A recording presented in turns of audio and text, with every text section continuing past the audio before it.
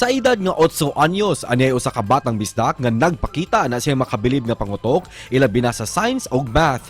Gani ubay-ubay na nga mapasidungog og mga medalya ang iyang nahakot sa mga managlahing inutokay nga kompetisyon.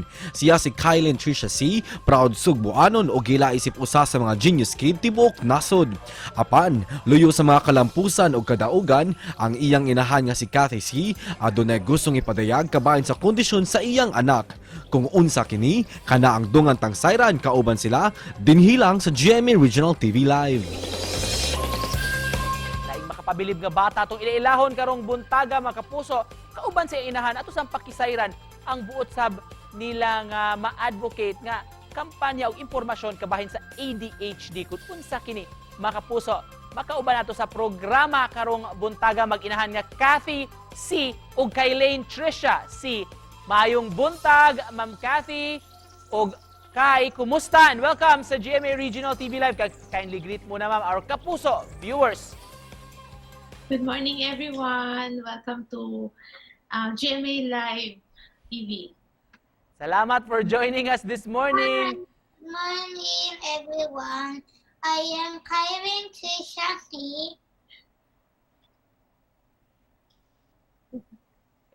Hello, Kai. How are you this morning? I'm fine, thank you.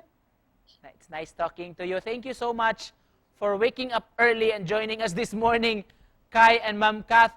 Ma'am Kath, how proud are you sa imong mga anak nga na-feature sab namo kaniadto imong laing anak giila nga mga math wizards? Yeah, of course, I'm very proud of them, but that I'm actually using it as a motivation lang for them.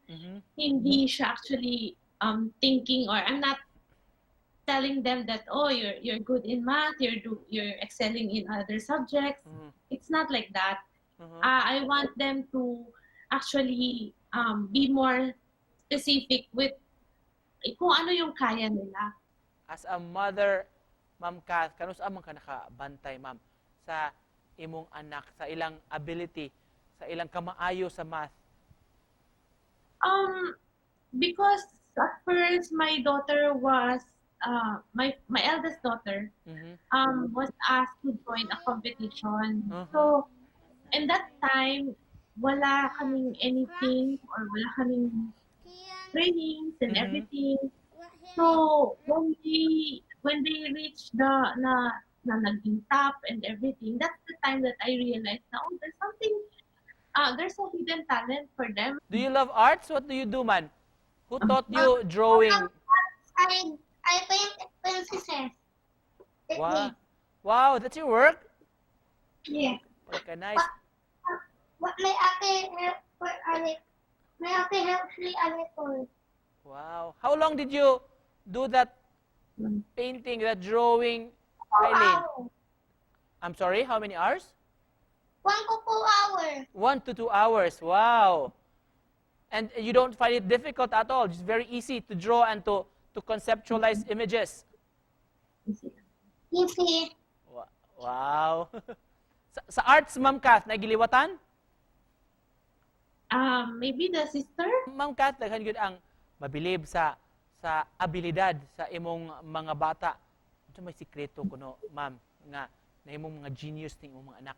For me, I just lay everything to God. Whatever talent that they have. Kai, may we know what's your favorite subject? English. English? Why English?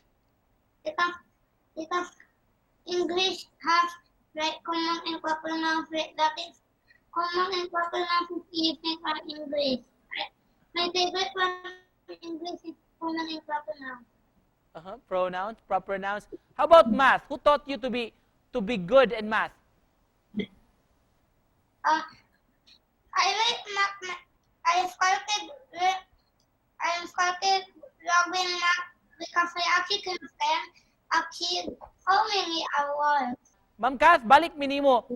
We heard nga doon na kay experience about Kylaine's condition, ma'am. Just briefly, ma'am. She was diagnosed at what age? We understand ADHD, ma'am. O kumusta man tong imong experience sa eskwela niya? Actually, at the age of 4, I Uh-huh. didn't know about ADHD. Mhm.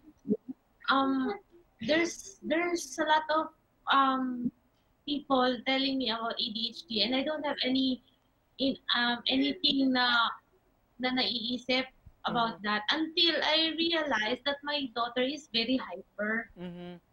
But for me, it's actually not a crime to be like that. We just have to attend to it and accept from Mhm. that.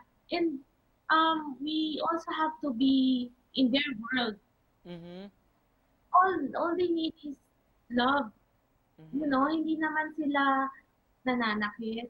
Ma'am Kat, just to close this conversation, ma'am, very enlightening one nung message mo sa ating mga viewers this morning.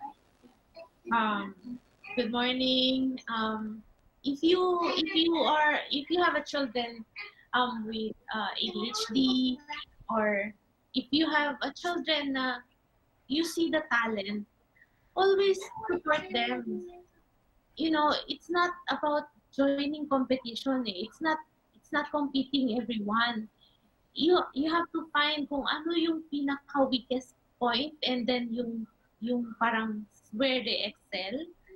And in that way, malalaman ninyo na there's always something good in everyone.